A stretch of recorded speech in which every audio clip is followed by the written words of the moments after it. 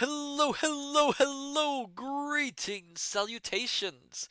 Konnichiwa, and every other form of green across this vast, marvelous multiverse. I am Matsu Quinox. This is Horace, and welcome back, my dear, marvelous, wonderful scholars, to the study. Hello, hello, hello. Hello there, FT Waste. Congratulations on getting first. Hello there, lurking Yoshi. Long time no see. Congratulations on, well, getting second. And hello there, Julian20. Hello, hello, hello. And hello there, Jewelry Jelly. Welcome. Oh my goodness. Oh my gracious. Oh my books. So many faces. So many faces. Ah. Now, you might be wondering why I'm streaming on Friday instead of my usual Thursday. Now, there is a very good reason for this. You see, yesterday was the creation day of one of my what's the word you would use for this sort of being? Uh, um, what would you call it, a horse? My elder progenitor. And it was their creation day, and so I thought best, in order to honor them, that we move the stream tonight instead of yesterday. But how are you all doing, my wonderful scholars? Oh my goodness, it's so good to see you all here. I hope you're all doing well.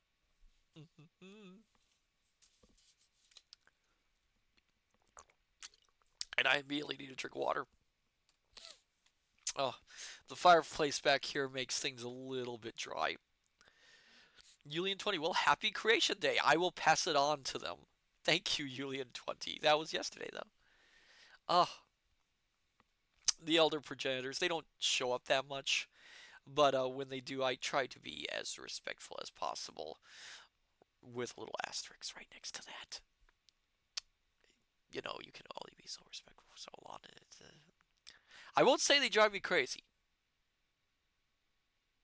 but they drive me a little crazy. Um, oh, anyway, so Julian20, you are a good celestial being. I try to be. I try to be. Oh my goodness, I try to be. I'm not always great though. So how is everyone doing? Did you have a good day today? Well, a good day, morning, afternoon, evening, whatever it is. Did you have Are you doing all right? I always want to make sure my scholars are happy and healthy and doing well. And if they aren't, well, you're always welcome here. Julian20, fantabulous. Oh, I must remind everyone that this place is a safe place. And if you feel distressed or unhappy, or you need a place just to relax, well, the study is open to you. Always remember that. Mm. Again, room is very dry.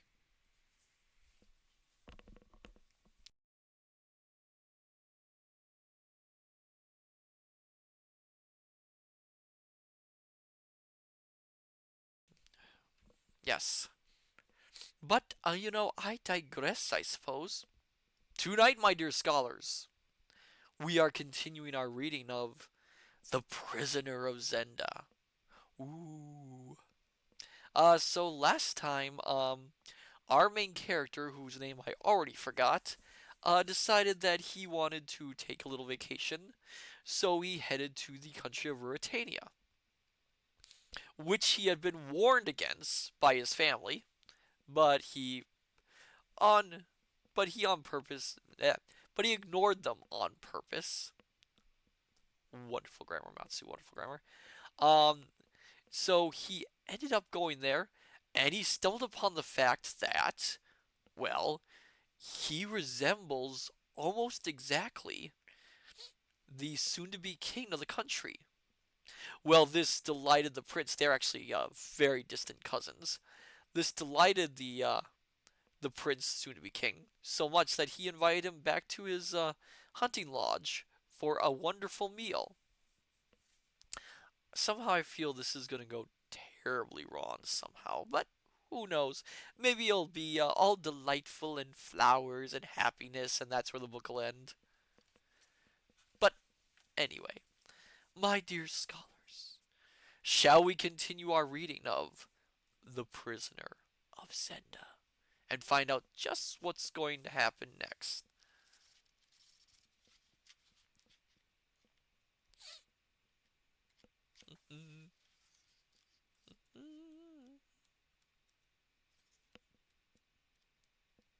Oh, hello. Hello. Yulian 20, yes, please. All right. Well, my dear scholars,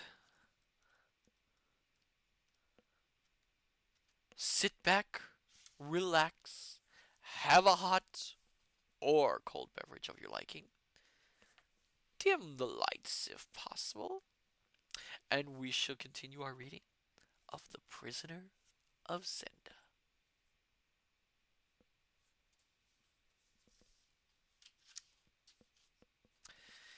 Oh, Prisoner of Zenda by Anthony Hope. I almost forgot to give the author his credit.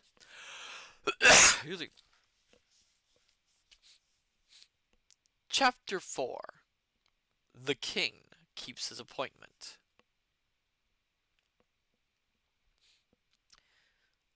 Whether I had slept a minute or a year, I knew not.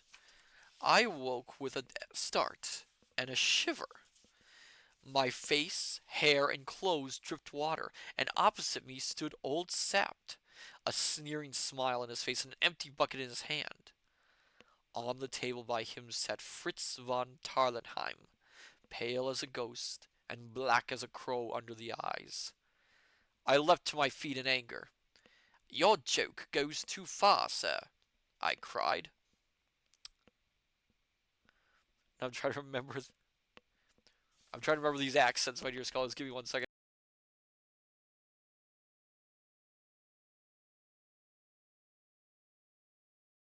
Okay, I got it. "Tut, man, we've no time for quarreling. Nothing else would rouse you. It's 5 o'clock." "I'll thank you, Colonel Sapp," I began again, hot in spirit, though I was uncommonly cold in body. "Rassadine, dial," interrupted Fritz, getting down from the table and taking my arm. "Look here." The king lay full length on the floor. His face was red as his hair, and he breathed heavily. Sapped, the disrespectful old dog, kicked him sharply. He did not stir, nor was there any break in his breathing. Well, that's not the servant kicked him in the side. What a great servant. I saw that his face and head were wet with water, as were mine. We've spent half an hour on him," said Fritz. "He drank 3 times what either of you did," growled Sapp. I knelt down and felt his pulse. It was alarmingly languid and slow. We three looked at one another. "Was it drugged, that last bottle?" I asked in a whisper. "I don't know," said Sapp. "We must get a doctor." "We must get a doctor." "There's none within 10 miles, and 1,000 doctors wouldn't take him to Stralsund today. I know the look of it. He'll not move for 6 or 7 hours yet." "But the coronation!" I cried in horror. Fritz shrugged his shoulders, as I began to see was his habit on most occasions. "We must send word that he's ill," he said. "I suppose so," said I. Old Sapp, who seemed as fresh as a daisy, had lit his pipe and was puffing hard at it. "If he's not crowned today," said he, "I'll lay a crown he's never crowned." "But heavens, why?" "The whole nation's there to meet him. Half the army, aye, and Black Michael at the head. Shall we send word that the king's drunk?" "That he's ill," said I in correction. "Ill?" echoed Sapp with a scornful laugh. "Then know his illness is too well. He's been ill before." "Well, we must chance what they think," said Fritz helplessly. "I'll carry the news and make the best of it." Sap raised his hand. "Tell me," said he, "do you think the king was drugged?" "I do," said I. "And who drugged him?" "That damned hound, Black Michael," said Fritz between his teeth. "Aye," said Sap, "that he might not come to be crowned. Russell dying here doesn't know a pretty Michael. What think you, Fritz? Has Michael no king ready? Has Straussau no other candidate? As God's alive, man, the throne's lost if the king shows himself not in Straussau today. I know Black Michael." "We could carry him there," said I. "And a very pretty picture he makes," sneered Sap.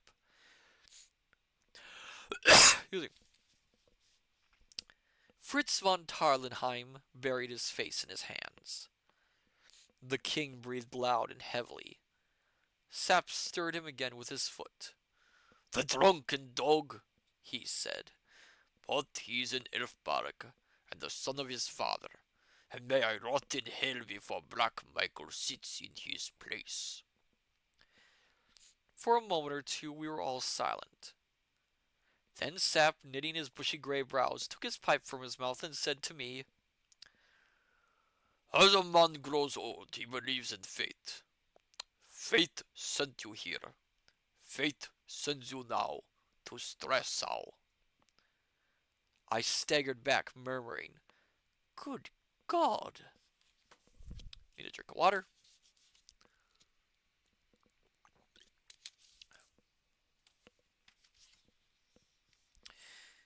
Fritz looked up with an eager, bewildered gaze. "Impossible," I muttered. "I should be known." "It's a risk against a certainty," said Sap. "If you shave, I'll wager you'll not be known. Are you afraid?" "Sir!" "Come, come, lad, there. But it's your life, you know, if you're known, and mine and Fritz here. But if you don't go, I swear to you, Black Michael will sit tonight on the throne, and the king lie in prison or his grave." The king would never forgive it," I stammered. Ugh. Again, written of the time. I apologize ahead of time. "Of women? Who cares for his forgiveness?" The clock ticked 50 times and 60 and 70 times as I stood in thought. Then I suppose a look came over my face, for old Sap caught me by the hand, crying, "You'll go?" "Yes, I'll go," said I, and I turned my eyes on the prostrate figure of the king on the floor. "Tonight," Sap went on in a hasty whisper, "we are to lodge in the palace. The moment they leave us, you and I will mount our horses. Fritz must stay there and guard the king's room, and ride here at a gallop. The king will be ready. Joseph will tell him, and he must ride back with me to Stressau, and you ride as if the devil were behind you to the frontier." I took it all in a second, and nodded my head. "There's a chance," said Fritz with his first sign of hopefulness. "If I'd escape detection," said I. "If we're detected," said Sap, "I'll send Black Michael down below before I go myself. So help me heaven. Sit in that chair, man." I obeyed him. He darted from the room calling, "Joseph! Joseph!" In 3 minutes he was back, and Joseph with him. The latter carried a jug of hot water, soap, and razors. He was trembling as Sap told him how the land lay, and bade him shave me. Suddenly, Fritz smote on his thigh. "But the guard! They'll know! They'll know!" "Pooh! We shall wait for the guard. We shan't wait for the guard. We'll ride to Hofbau. and catch a train there. When they come, the bird'll be flown. But the king will be in the wine cellar. I'm going to carry them there now. I'm going to carry him there now. If they find him, they won't. How should they? Joseph will put them off. But Sap stamped his foot. They're not plain, he roared. My God, don't I know the risk? If they do find him, he's no worse off than if he isn't crowned today at Strasau.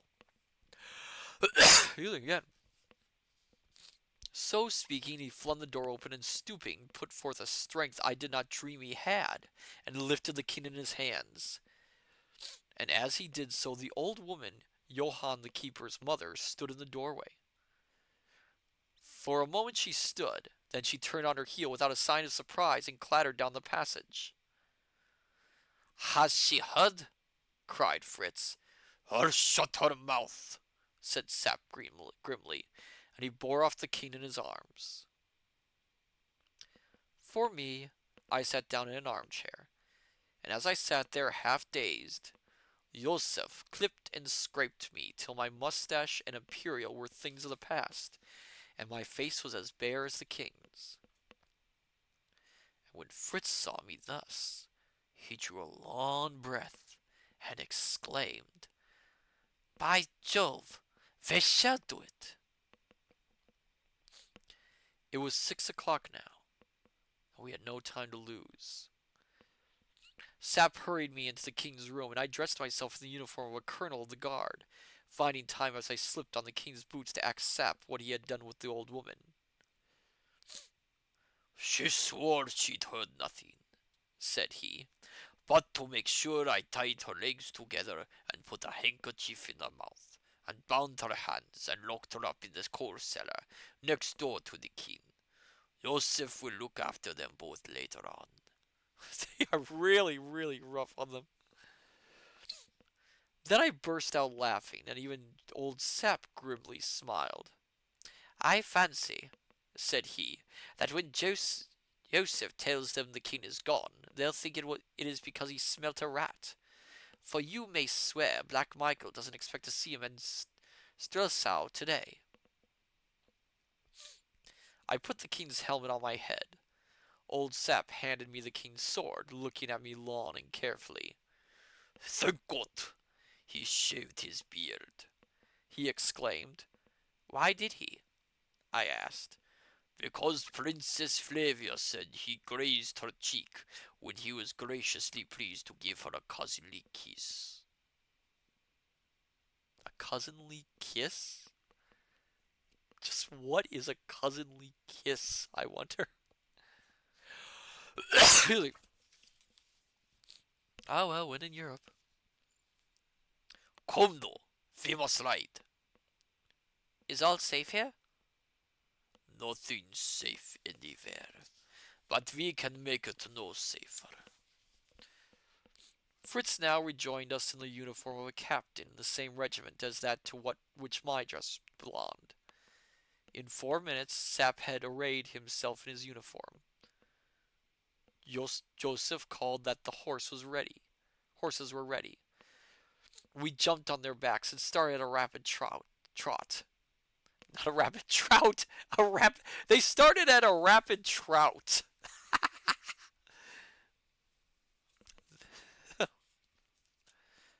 Oh my goodness.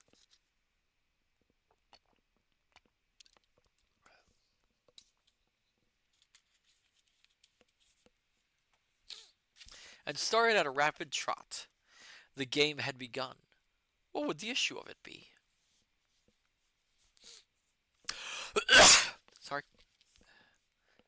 The cool morning air cleared my head, and I was able to take in all Sap said to me. He was wonderful. Fritz hardly spoke, riding like a man asleep, but Sap, without another word for the king, began at once to instruct me most minutely in the history of my past life, of my family, of my tastes, pursuits, weaknesses, friends, companions, and servants.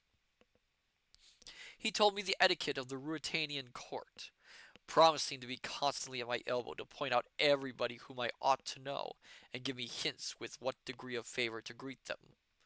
By the way, he said, you're a Catholic, I suppose? Not I, I answered. Lord, he is a heretic, groaned Sap, and forthwith he fell to a rudimentary lesson in the practices and observances of the Romanish faith. Okay, not sure why that's important. Locally, said he, you won't be expected to know much, for the king's notoriously lax and careless about such matters, but you must be as civil as butter to the cardinal. As civil as butter? Odd turn of phrase. We hope to win him over, because he and Michael have a standing quarrel about their precedence. We were by now at the station. Fritz had recovered nerve enough to explain to the astonished station master that the king had changed his plans. The train steamed up. We got into a first-class carriage, and Sap, leaning back on the cushions, went on with his lesson. I looked at my watch. The king's watch it was, of course. It was just 8. I wonder if they've gone to look for us, I said. I hope... Sorry. I hope they won't find the king, said Fritz nervously, and this time it was Sap who shrugged his shoulders. The train traveled well, and at 9:30, looking out of the window, I saw the towers and spires of a great city. You're the comforter, my liege, grinned old Sap with a wave of his hand, and leaning forward he laid his finger on my pulse. A little too quick, said he in his grumbling tone. I'm not made of stone, I exclaimed. You'll do, said he with a nod. They must say Fritz here has got the ague. Drain your flask, Fritz, for heaven's sake, boy. Fritz did as he was bid. We're an hour early, said Sap. We'll send word forward for your majesty's arrival, for there'll be no one here to greet us yet. And meanwhile, said I, the king'll be hanged if he doesn't have some breakfast. Old Sap chuckled and held out his hand. You're in Elfberg, every inch of you, said he. Then he paused and looking at us said quietly, God send we may be alive tonight. Amen, said Fritz von Tarlenheim. The train stopped. Fritz and Sap leapt out, uncovered, and held the door for me. I choked down a lump that rose in my throat, settled my helmet firmly on my head, and, I'm not ashamed to say it, breathed a short prayer to God. Then I stepped on the platform of the station at Strelsau. A moment later, all was bustle and confusion. Men hurrying up, hats in hand, and hurrying off again. Men conducting me to the buffet. Men mounting and riding in hot haste to the quarters of the troops, to the cathedral, to the residence of Duke Michael. Even as I swallowed the last drop of my cup of coffee, the bells throughout all the city broke out into a joyful peal, and the sound of a military band and of men cheering smote upon my ear. King Rudolf V was in his good city of Strelsau, and they shouted outside, God save the king! Old Sap's mouth wrinkled into a smile. God save him both, he whispered. Courage, lad! And I felt his hand press my knee. Oh my goodness. Well, he's in a bit of a pickle now. It's quite lucky that he happens to be a cousin who looks exactly like him. Now here's an interesting thing. In most side adaptations of this story, and I'm not talking about direct adaptations, I'm talking about side adaptations. Stories like Doctor Who's The Androids of Tara, or the American film Dave. Most side adaptations of this story actually remove the idea that the double is related to the person he is mimicking or taking the place of.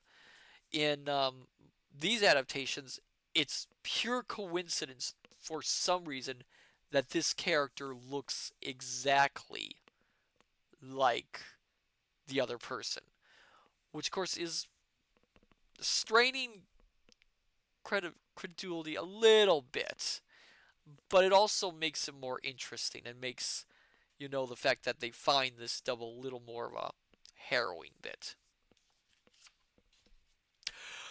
Excuse me again.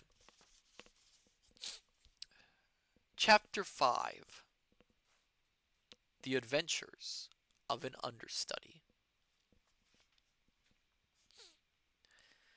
With Fritz von Tarlenheim and Colonel Sapp close behind me, I stepped out of the buffet onto the platform. Excuse me a second. The last thing I did was to feel if my revolver were handy and my sword loose in the scabbard. A gay group of officers and high dignitaries stood awaiting me. At their head, a tall old man, covered with medals and of military bearing. He wore the yellow and red ribbon of the Red Rose of Ruritania, which, by the way, decorated my unworthy breast also. Marshal Strakensis, whispered Sapp, and I knew that I was in the presence of the most famous veteran of the Ruritanian army. I probably got that name horribly wrong, my dear scholars. Just behind the marshal stood a short, spare man in flowing robes of black and crimson. The Chancellor of the kingdom, whispered Sapp. The marshal greeted me in a few loyal words and proceeded to deliver an apology from the Duke of Stelsau. The Duke, it seemed, had been afflicted with a sudden indisposition which made it impossible for him to come to the station, but he craved leave to await his Majesty at the cathedral. I expressed my concern, accepted the marshal's excuses very suavely, and received the compliments of a large number of distinguished personages. No one betrayed the least suspicion, and I felt my nerve returning, and the agitated beating of my heart subsiding. But Fritz was still pale, and his hands shook like a leaf as he extended it to the marshal.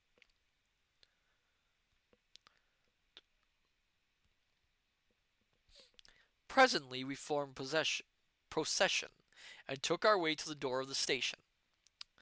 Here I mounted my horse, the marshal holding my stirrup. The civil dignitaries went off to their carriages, and I started to ride through the streets with the marshal on my right, and Sapp, who as my chief aide-de-camp was entitled to the place, on my left. The city of Strelsau is partially old and partially new. Spacious modern boulevards and residential quarters surround and embrace the narrow, tortuous, and picturesque streets of the original town. In the outer circles, the upper classes live. In the inner, the shops are situated. And behind their prosperous fronts lie hidden populous but wretched lanes and alleys, filled with a poverty-stricken, turbulent, and in large measure, criminal class. Again, of the times and their view on social levels and things. These social and local divisions corresponded, as I knew from Sapp's information, to another division more important to me. The new town was for the king, but to the old town Michael of Strelsau was a hope, a hero, and a darling. The scene was very brilliant as we passed along the Grand Boulevard and on to the great square, where the royal palace stood. Here I was in the midst of my devoted adherents. Every house was hung with red and bedecked with flags and mottos.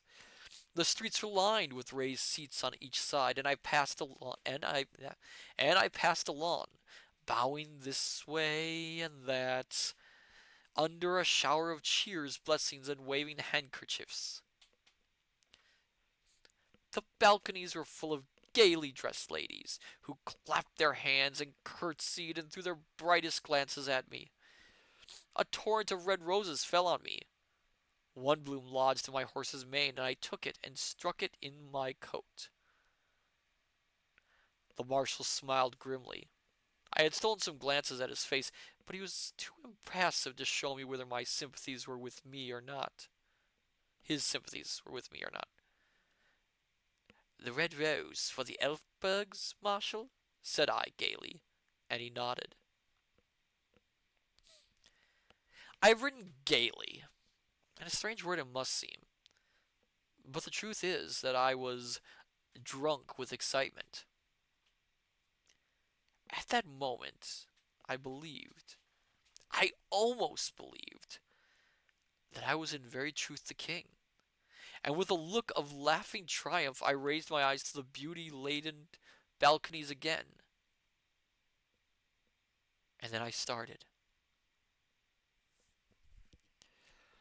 For looking down on me, with her handsome face and proud smile, was the lady who had been my fellow traveler.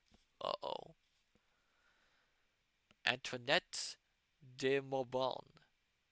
And I saw her also start, and her lips moved, and she leant forward and gazed at me. And I, collecting myself, met her eyes full and square, while again I felt my revolver. Suppose, suppose she had cried aloud, "That's not the king!" Well, we went by, and then the marshal, turning round in his saddle, waved his hand, and the cuirassiers closed round us, so that the crowd could not come near me. We were leaving my quarter and entering Duke Michael's, and this action of the marshal showed me more clearly than words what the state of feeling in the town must be. But if fate made me a king, the least I could do was to play the part handsomely. "Why this change in our order, Marshal?" said I. The marshal bit his white mustache. "It is most more prudent, sire," he murmured. I drew rein. Give me a second. Oh. "Let those in front ride on," said I, "till they are 50 yards ahead. But do you, Marshal?" I'm trying to do his accent because, of course, he's pretending to be the king. "But do you, Marshal, and Colonel Sapp and my friends, wait here till I have ridden 50 yards, and see that no one is near to me. I will have my people see that their king trusts me. Trust them." Sapp laid his hand on my arm. I shook him off. The marshal hesitated. "Am I not understood?" said I, and biting his mustache again, he gave the orders. I saw old Sapp smiling into his beard, but he shook his head at me. If I had been killed in open day in the streets of Strelsau, Sapp's position would have been a difficult one.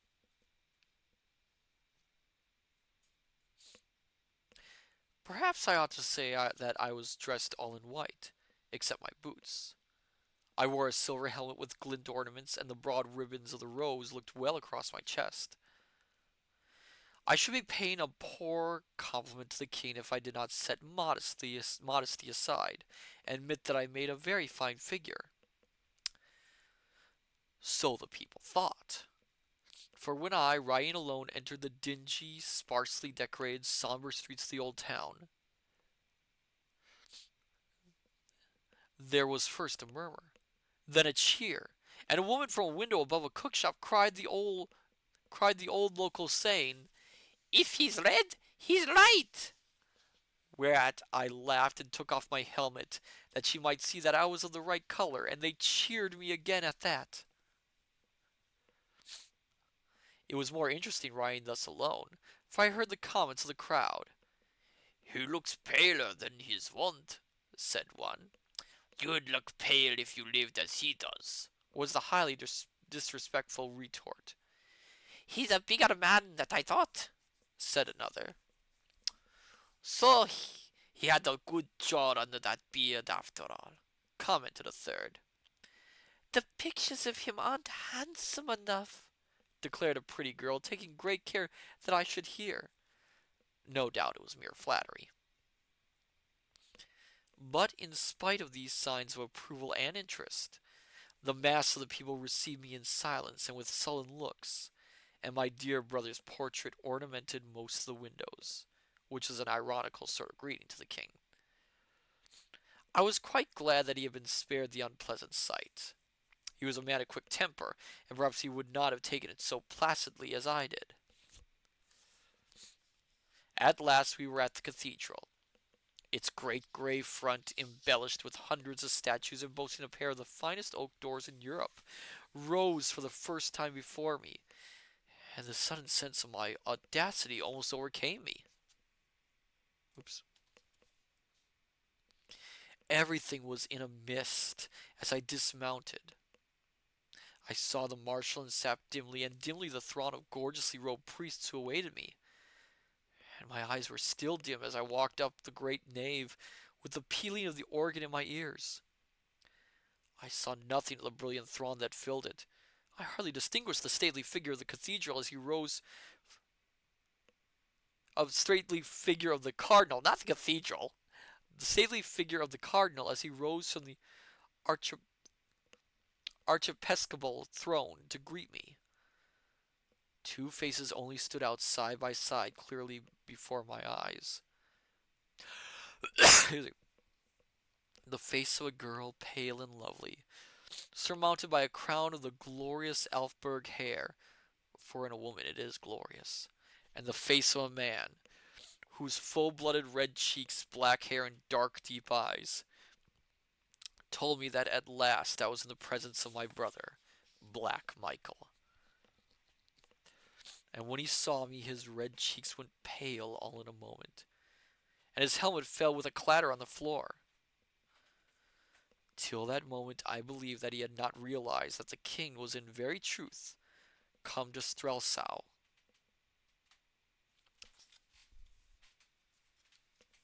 Give me 1 second, my dear scholars. Thought I heard something. Put you on an intermission.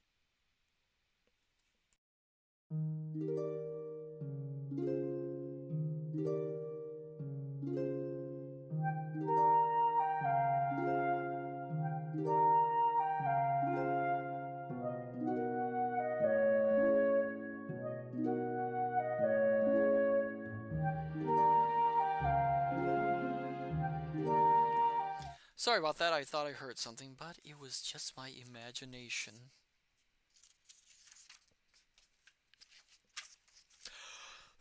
Really, again. Okay, where was I? Oh, there. And let me get a drink before I do this one also.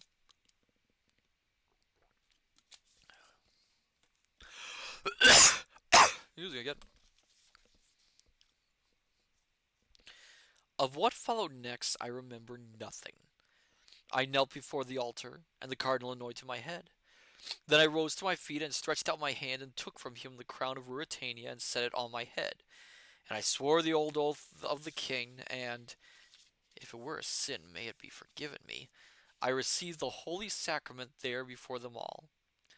Then the great organ pealed out again, the marshal bade the heralds proclaim me, and Rudolf the Fifth was crowned king. Of which imposing ceremony an excellent picture hangs now in my dining room. The portrait of the king is very good. Well, technically he is Rudolf the Fifth because, if you think about it, his name is Rudolph, so it's not a lie that that'd be his name with that. Then the lady with the pale face and the glorious hair, her train held by two pages, stepped from her place and came to where I stood. And a herald cried, "Her Royal Highness, the Princess Flavia!" She curtsied low and put her hand under mine, and raised my hand and kissed it. And for an instant I thought what I had best do. Then I drew her to me and kissed her twice on the cheek, and she blushed red, and then His Eminence the Cardinal Archbishop slipped in front of Black Michael and kissed my hand, and presented me with a letter from the Pope, the first and last which I have received from that exalted quarter. And then came the Duke of Strelsau. His step trembled, I swear, and he looked to the right and to the left as a man looks who thinks on flight. His face was patched with red and white, and his hand shook so that it jumped under mine. I felt his lips dry and parched, and I glanced at Sap, who was smiling again into his beard, and resolutely doing my duty in that station of life to which I have been marvellously called. I took my dear Michael by both hands, and kissed him on the cheek. I think we were both glad when that was over. Give me a second.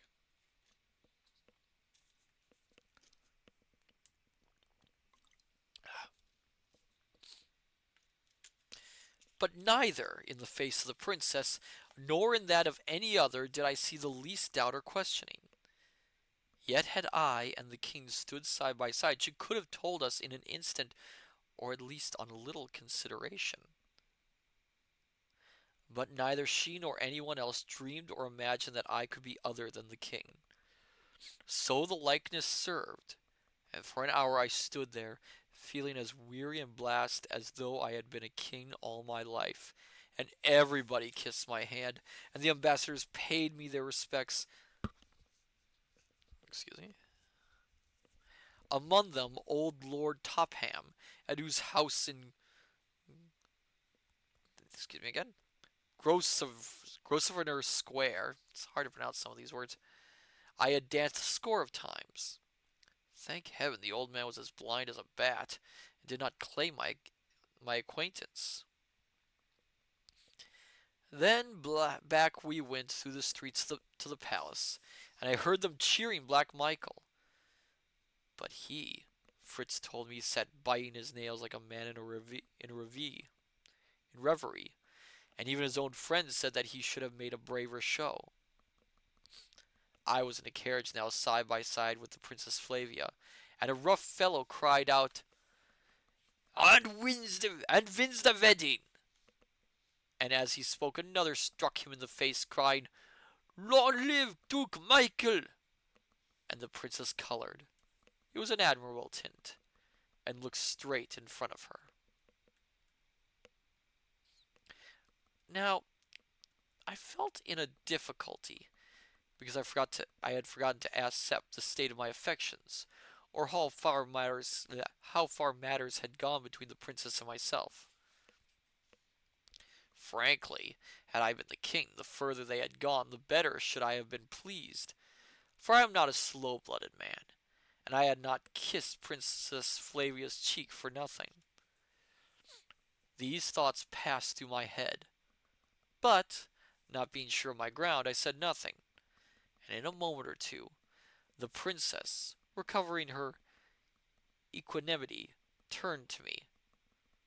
"Do you know, Rudolf," said she, "you look somehow different today." The fact was not surprising, but the remark was disquieting. "You look," she went on, "more somber, more sedate. You're almost careworn, and I declare you're thinner. Surely it's not possible that you've begun to take anything seriously?" The princess seemed to hold of the king much the same opinion that Lady Burlesdon held of me.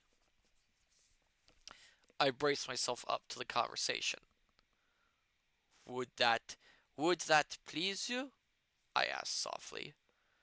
"Oh, you know my views," said she, turning her eyes away.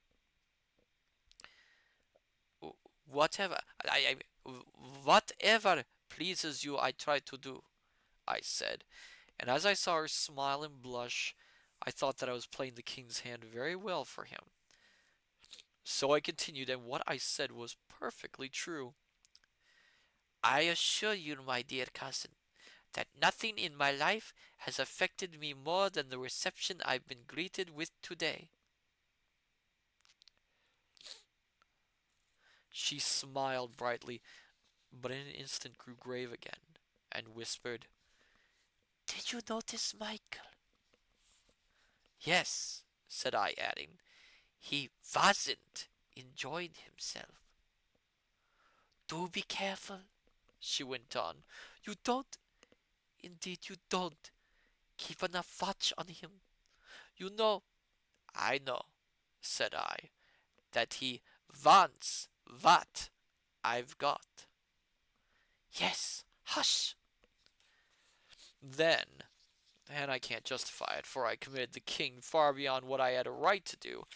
I suppose she carried me off my feet. I went on. And perhaps also something which I haven't got yet, but hope to win someday. This was my answer. Had I been the king, I should have thought it encouraging.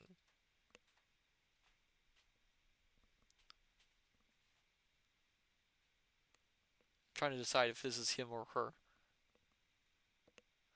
Haven't you had enough? Haven't you enough responsibility? Haven't you enough responsibilities on you for one day, cousin? I don't know who's saying that. They don't give much context. Bang, bang, blare, blare.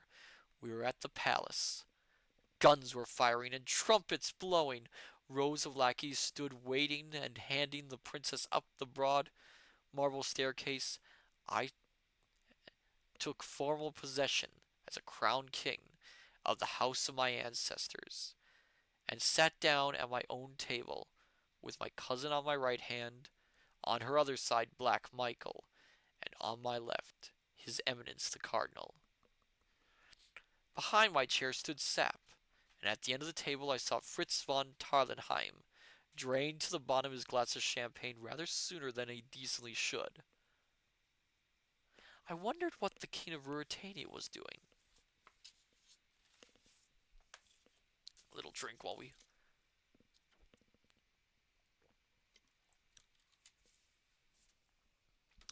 A lot of the adaptations that I've seen of this do keep the broad strokes the same. Usually you have the double.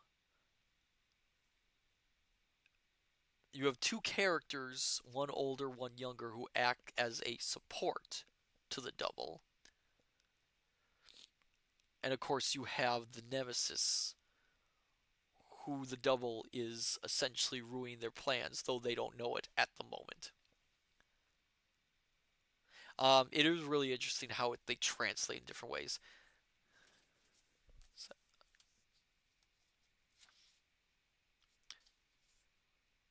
there's another aspect too in these adaptations, and we're going to get into it later in the book, but it has to do with how the double starts doing the job that of the person they're replacing, and how that corresponds compared to how the original was doing their job. You can see this in the movie version Zenda, in the side adaptations. Android Tar doesn't quite do that, but they do a little joke on it, which I'm not going to suppose. And the movie Dave, which for those who don't know, is the story about a man who happens to look like the President of the United States, but when the President of the United States has a stroke, he steps in to take over the job while the President is recovering. This aspect becomes a key part of the plot. We'll see this later on in the book Prisoner of Zenda, in the book later on, but they are hinting slowly at it in small ways of what's going to happen. If I remember correctly, I've never read the book, but I've heard little bits of it. What happens? Excuse me. Okay.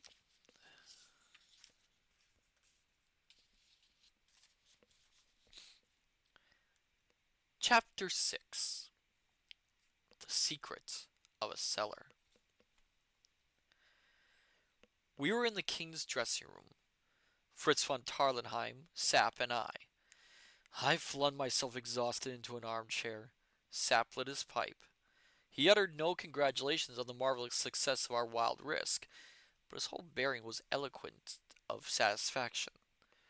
The triumph, aided perhaps by good wine, had made a new man of Fritz. "What a day for you to remember!" he cried. "God, I'd like to be king for 12 hours myself. But Riesendal, you mustn't throw your heart too much into the pot. I don't wonder Black Michael looked blacker than ever. You and the princess had so much to say to one another." "How beautiful she is!" I exclaimed. "Never mind the woman," growled Sap. "Are you ready to start?" "Yes," said I with a sigh. It was 5 o'clock, and at 12 I should be no more than Rudolf Rassendyll. I remarked on it in a joking tone. "You'll be lucky," observed Sap grimly, "if you're not the late Rudolf Rassendyll. By heaven, I feel my head wobbling on my shoulders every minute you're in the city. Do you know, friend, that Michael has had news from Zenda? He went into a room alone to read it, and he came out looking like a man dazed." "I'm ready," said I, this news making me none the more eager to linger. Sap sat down. "I must write us an order to leave the city. Michael's governor, you know, and we must be prepared for hindrances. You must sign the order." "My dear Colonel, I've not been bred a forger." Out of his pocket, Sap produced a piece of paper. "There's the king's signature," he said. "And here," he went on after another search in his pocket, "is some tracing paper. If you can't manage a Rudolph in 10 minutes, why, I can." Excuse me. "Your education has been more comprehensive than mine," said I. "You write it." And a very tolerable forgery did this versatile hero produce. "Now, Fritz," said he, "the king goes to bed. He is upset. No one is to see him till 9 o'clock tomorrow. You understand? No one." "I understand." "Michael may come and claim immediate audience. You'll answer that only princes of the blood are entitled to it."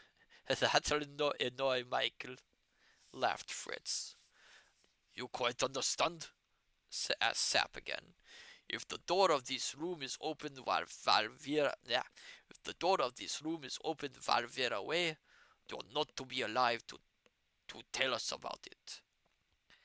"I need no schooling, Colonel," said Fritz a trifle haughtily. "Here, wrap yourself in this big cloak," Sap continued to me, "and put on this flat cap.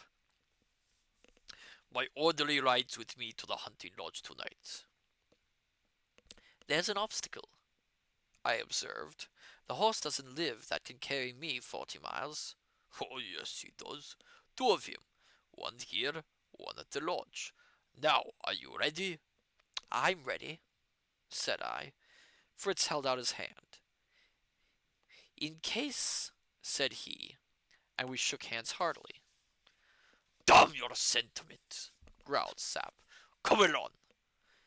He went not to the door, but to a panel in the wall. "In the old king's time," said he, "I knew this way well." I followed him, and we walked, as I should estimate, near 200 yards along a narrow passage. Then we came to a stout oak door. Sap unlocked it. We passed through, and found ourselves in a quiet street that ran along the back of the palace gardens. A man was waiting for us with 2 horses. One was a magnificent bay, up to any weight, the other a sturdy brown. Sap signed to me to mount the bay. Without a word to the man, we mounted and rode away.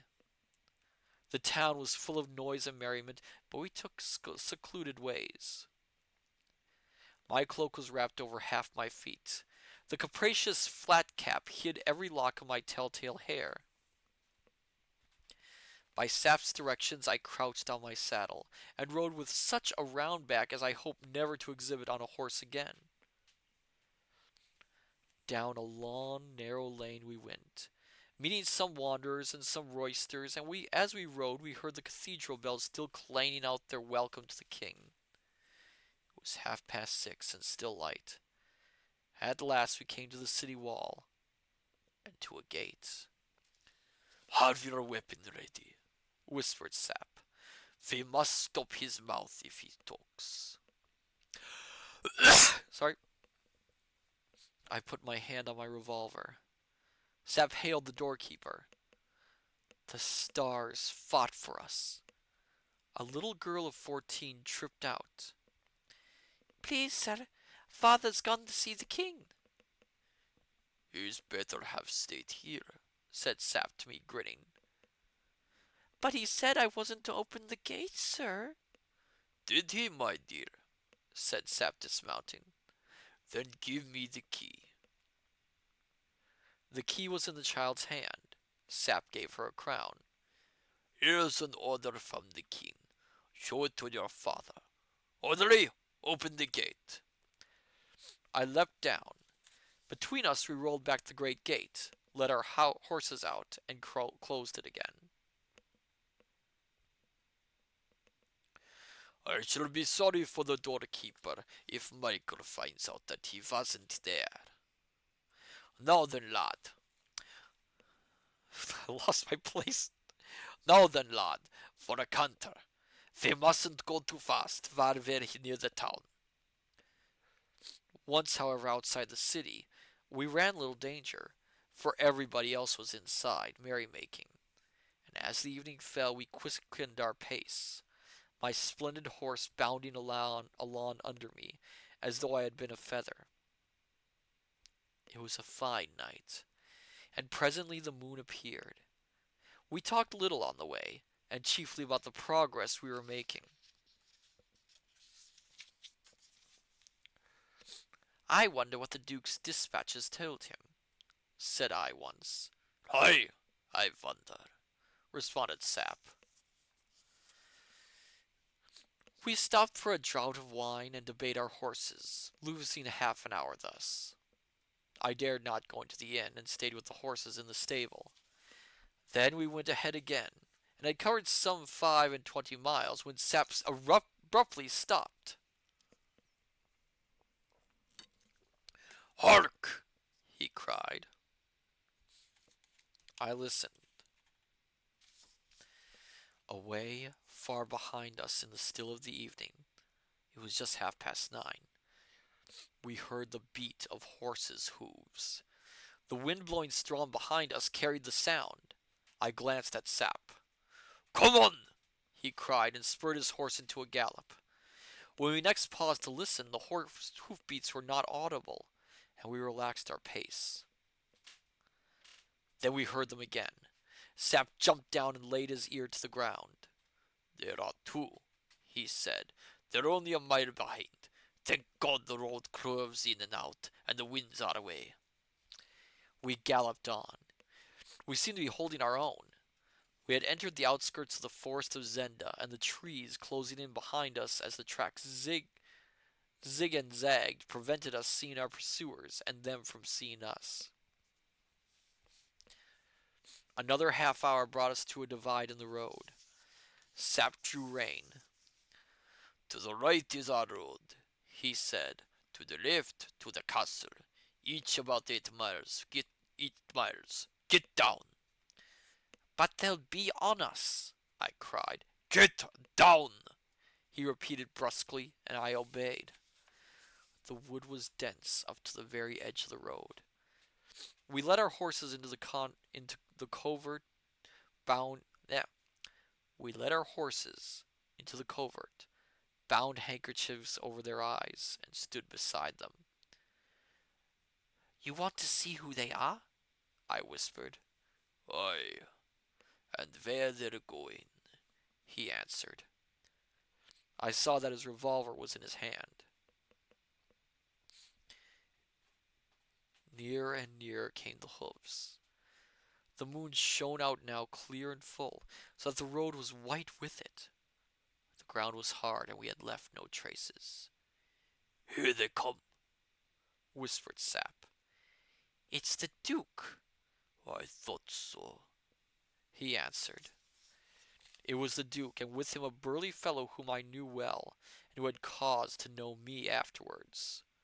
Max Hoff, brother to Johann the keeper, and body servant to his Highness.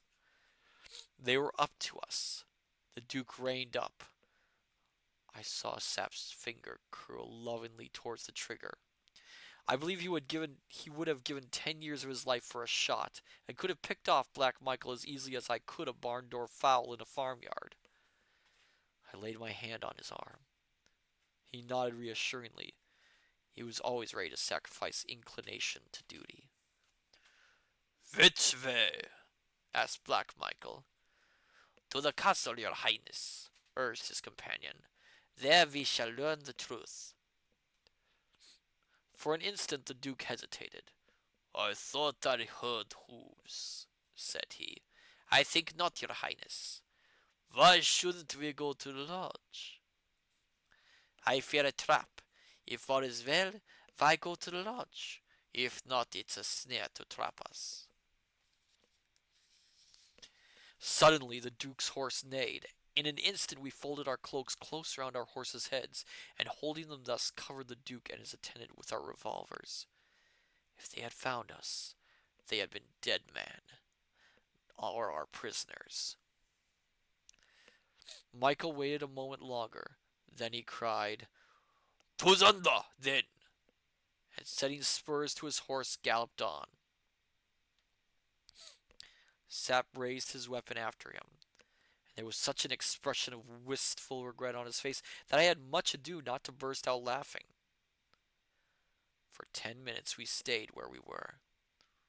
"You see," said Sap, "they've sent him news that all is well." "What does that mean?" I asked. "God knows," said Sap, frowning heavily. "But it's brought him from Stressau in a rare puzzle." Then he mounted and rode as fast as Then we mounted and rode as fast as our weary horses could lay their feet to the ground. For those last 8 miles we spoke no more. Our minds were full of apprehension. All is all is well. What did it mean? Was all well with the king? At last the lodge came in sight. Spurring our horses to a last gallop, we rode up to the gate. All was still and quiet. Not a soul came to meet us. We dismounted in haste. Suddenly, Sap caught me by the arm. "Look here! Look there!" he said, pointing to the ground. I looked down. At my feet lay 5 or 6 silk handkerchiefs, torn and slashed and rent. I turned to him questioningly. "They're what I tied the old woman up with," said he. "Fasten the horses and come along." The handle of the door turned without resistance. We passed in the room which had been the scene of last night's bout. It was still strewn with the remnants of our meal, and with empty bottles. "Come on!" cried Sap, whose marvelous composure had at last almost given way. We rushed down the passage toward the cellars. The door of the coal cellar stood wide open. "They found the old woman," said I. "You might have known that from the handkerchiefs," he said. Then we came opposite the door of the wine cellar. It was shut. It looked in all respects as it had looked when we left it that morning. "Come, it's all right," said I. A loud oath from Sap rang out. His face turned pale, and he pointed again at the floor. From under the door a red stain had spread over the floor of the passage and dried there. Sap sank against the opposite wall. I tried the door. It was locked. "Where's Joseph?" muttered Sap. Where's the king? I responded. Sap took out a flask and put it to his lips. I ran back to the dining room and seized a heavy poker from the fireplace. In my terror and excitement, I rained blows on the lock of the door and I fired a cartridge into it. It gave way, and the door swung open. Give me a light, said I, but Sap still leant against the wall. He was, of course, more moved than I, for he loved his master. Afraid for himself he was not. No man ever saw him that. No man ever saw him that. But to think what might lie in that dark cellar was enough to turn any man's face pale. I went myself and took a silver candlestick from the dining table and struck a light. And as I returned, I felt the hot wax drip on my naked hand as the candle swayed to and fro, so that I cannot afford to despise Colonel Sap for his agitation. Time for another bottle of water.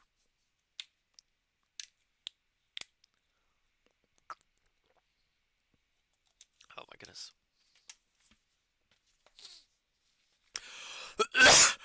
Here's again. I came to the door of the cellar. The red stain turning more and more to a dull brown stretched inside. I walked 2 yards into the cellar and held the candle high above my head. I saw the full bins of wine. I saw spiders crawling on the walls. I saw, too, a couple of empty bottles lying on the floor.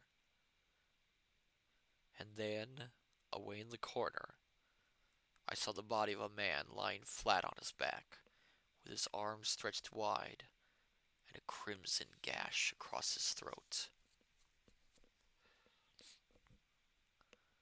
I walked to him, and knelt down beside him, and commended to God the soul of a faithful man. For it was the body of Joseph, the little servant, slain in guarding the king. I felt a hand on my shoulders, and turning, saw Sap, eyes glaring and terror-struck beside me. "The king! My God! The king!" he whispered hoarsely. I threw the candle's gleam over every inch of the cellar. "The king is not here," said I. Ooh. Oh my goodness, my dear scholars. Oh my goodness. Things have gotten a little bit worrisome. The king's gone. So we can guess what happened. So I think we have time for one more chapter tonight, and then we will end the stream. That'll be a good. That'd be a good amount of, yeah, good amount of chapters to read. Julian 20. Oh no. Oh yes, the king is gone. Again. So we will continue with tonight's final chapter. Chapter 7. His Majesty sleeps in Strelsau. I put my arm round Sap's waist and supported him out of the cellar, drawing the battered door close after me. For 10 minutes or more we sat silent in the dining room. Then old Sap rubbed his knuckles into his eyes, gave one great gasp, and was himself again. As the clock on the mantelpiece struck 1, he stamped his foot on the floor, saying, "They've got the king!" "Yes," said I, "all's well, as Black Michael's dispatch said. What a moment it must have been for him when the royal salutes fired at Strelsau this morning. I wonder when he got the message." "It must have been sent in the morning," said Sap. "They must have sent it before news of your arrival at Strelsau reached Zenda. I suppose it came from Zenda." And he's carried it all in about all day, I exclaimed. Upon my honor, I'm not the only man who's had a trying day. What did he think, Sap? What does that matter? What does he think, lad, now? I rose to my feet. We must get back, I said, and rouse every soldier in Strasau. We ought to be in pursuit of Michael before midday. Old Sap pulled out his pipe and carefully lit it from the candle, which he gutted on the table. The king may be murdered while we sit here, I urged. Sap smoked on for a moment in silence. That cursed old woman, he broke out. She must have attracted their attention somehow. I see the game. They came up to kidnap the king, and as I say, somehow they found him. If you hadn't gone to Strassau, you and I and Fritz had been in heaven by now. And the king? Who knows where the king is now? He asked. Come, let's be off, said I. But he sat still. Suddenly he burst into one of his grating chuckles. By Jove, this shaken up Black Michael. Come, come, I repeated impatiently, and we'll shake him up a bit more, he added, a cunning smile broadening on his wrinkled, weather-beaten face, and his teeth working on an end of his grizzled mustache. Aye, lad, we'll go back to Strasau. The king shall be in his capital again tomorrow. The king? The crowned king. You're mad, I cried. If we go back and tell the trick we played, what would you give for our lives? Just what they're worth, said I. And for the king's throne, do you think that the nobles and the people would enjoy being fooled as you fooled them? Do you think they'll love a king who was too drunk to be crowned and sent a servant to personate him? He was drugged, and I'm no servant. Mine will be my Black Michael's version. He rose, came to me, and laid his hand on my shoulder. Lad, he said, if you play the man, you may save the king yet. Go back and keep his throne warm for him. But the Duke knows. The villains he has employed know.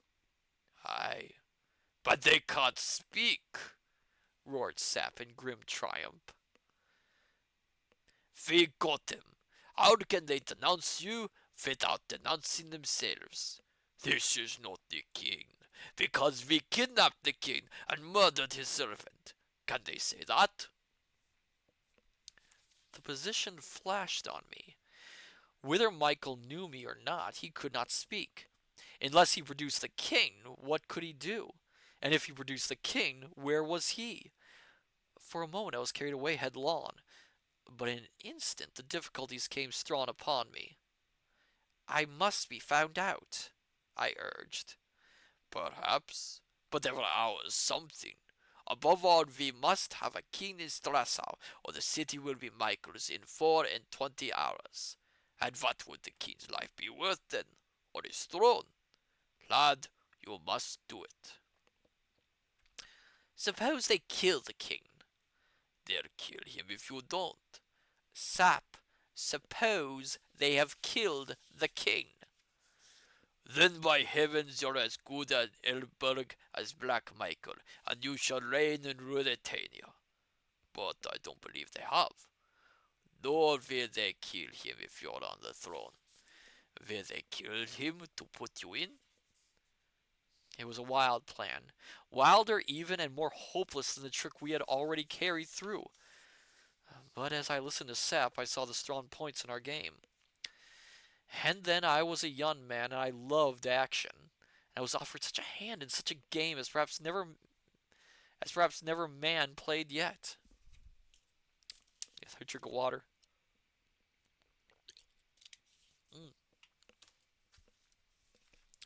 I shall be found out, I said. Perhaps, said Sap. Come to Strasau. We shall be caught like rats in a trap if we stay here. Sap, I cried. I'll try it. Well, well played, said he. I hope they've left us the horses. I'll go and see. We'll spare that poor fellow, said I. No time, said Sap. I'll do it. Hang you, he grinned. I make you a king and well do it. Go and fetch him, while I look to the horses. He can't lie very deep, but I doubt if he'll care about that. Poor little Joseph. He was an honest bit of a man. He went out, and I went to the cellar. I raised poor Joseph in my arms and bore him into the passage, and thence toward the door of the house. Just inside I laid him down, remembering that I must find spades for our task. At this instant Sap came up. The horses are all right. There's your own brother to the one that brought you here, but you may save yourself that job. I'll not go before he's buried. Yes, you will. Not I, Colonel Sap, not for all Ruritania. You fool, said he. Come here. He drew me to the door. The moon was sinking, but about 300 yards away, coming along the road from Zenda, I made out a party of men. There were 7 or 8 of them. 4 were on horseback, and the rest were walking. I saw that they carried lawn implements, which I guessed to be spades and mattocks, on their shoulders. They'll save you the trouble, said Sap. Come along.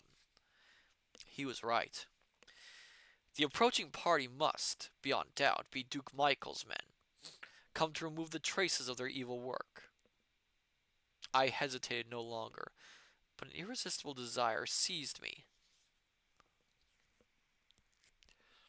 Pointing to the corpse of poor little Joseph, I said to Sap, Colonel, we ought to strike a blow for him.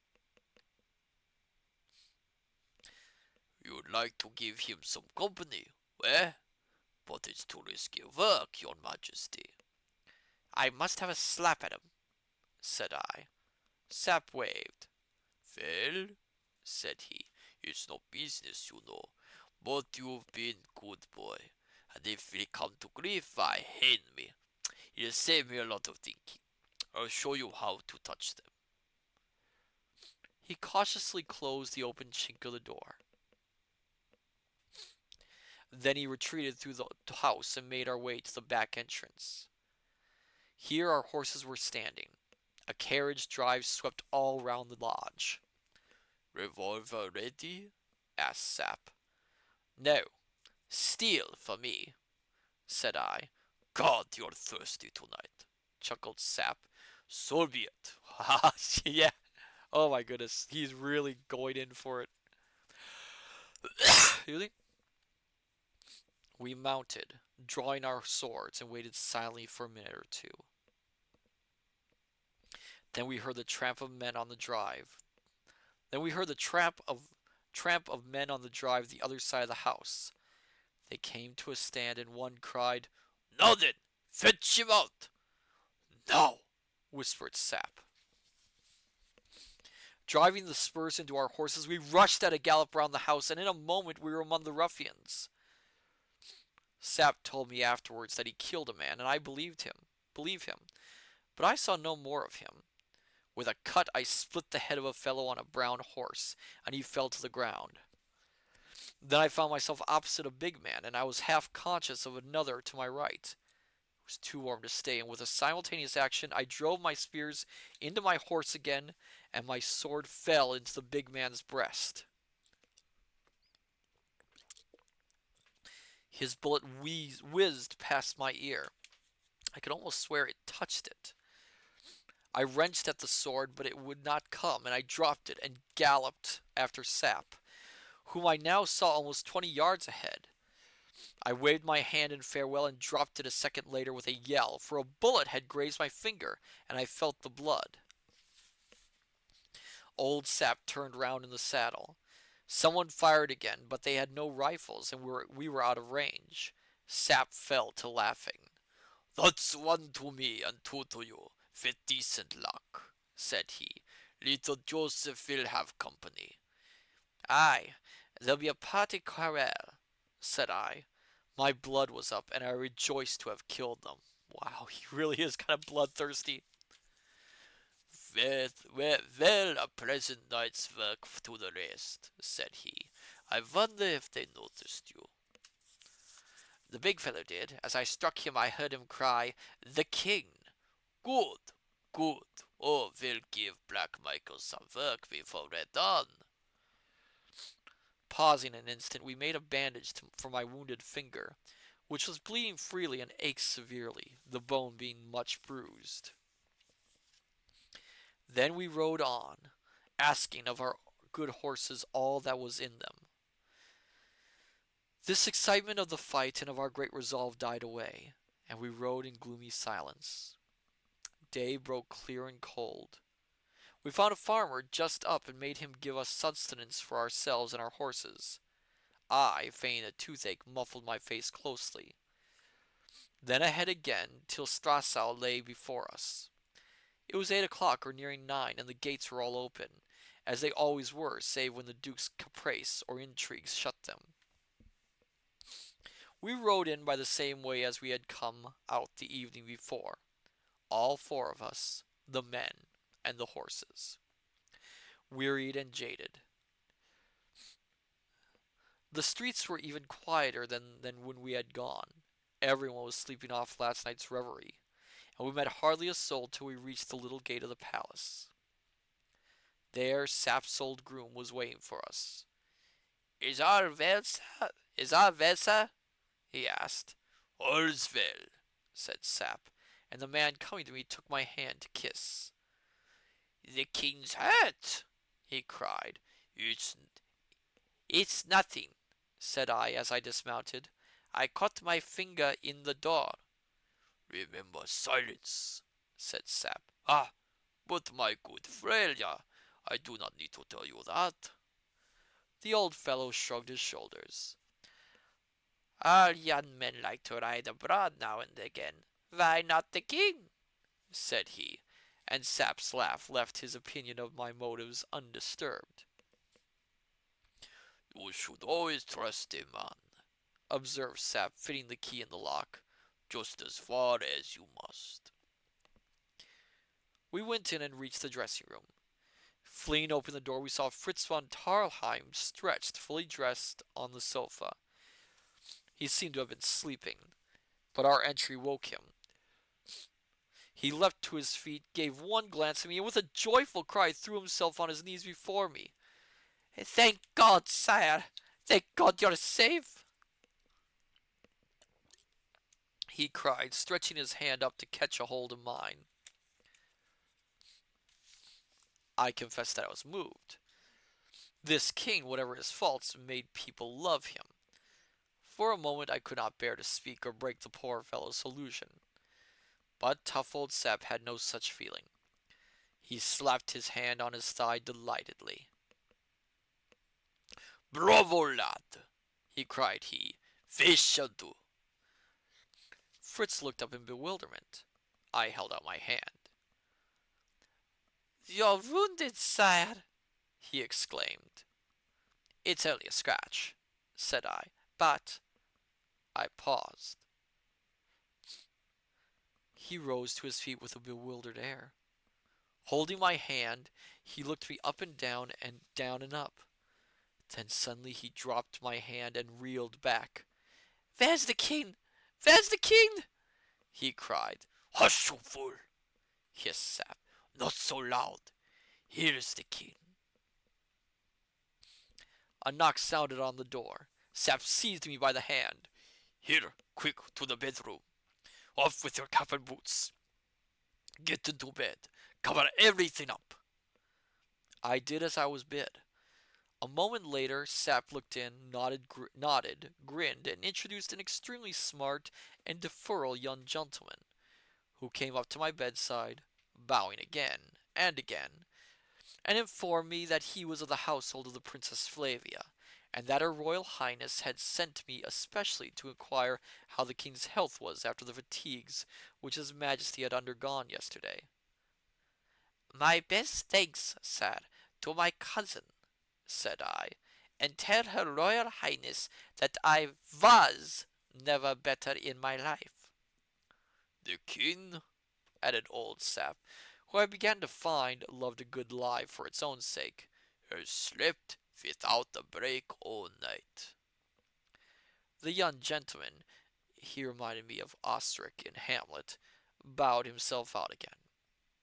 The farce was over, and Fritz von Tarleheim's pale face recalled us to reality, though in faith the farce had to be reality for us now.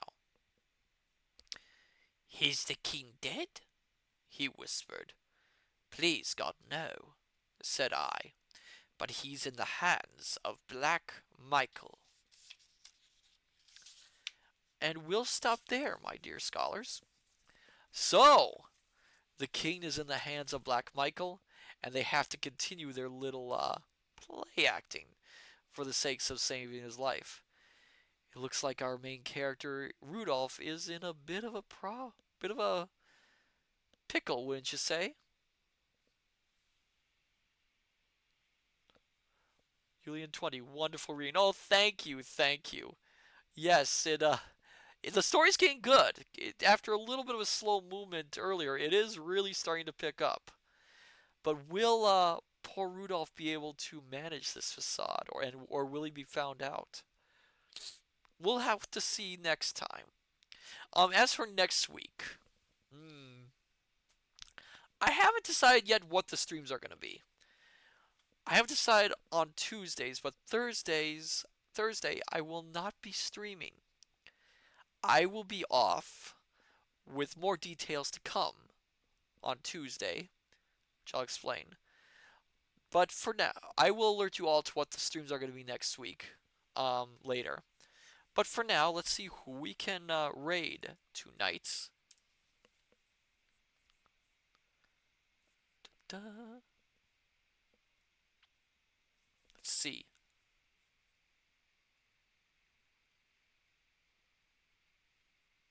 Is there anyone? Let's raid Tiny Shield. They're playing Minecraft. Might be good. Let me just double check, see if there's anyone else who's reading.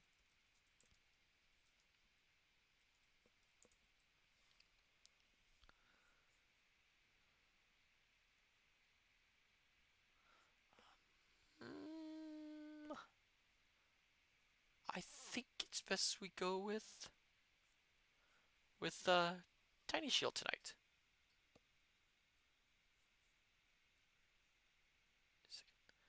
So then, my dear scholars, I say unto you, good evening, good morning, good afternoon, till we meet each other again at the study. Take care, and I shall see you next time. Till then, farewell and bye-bye.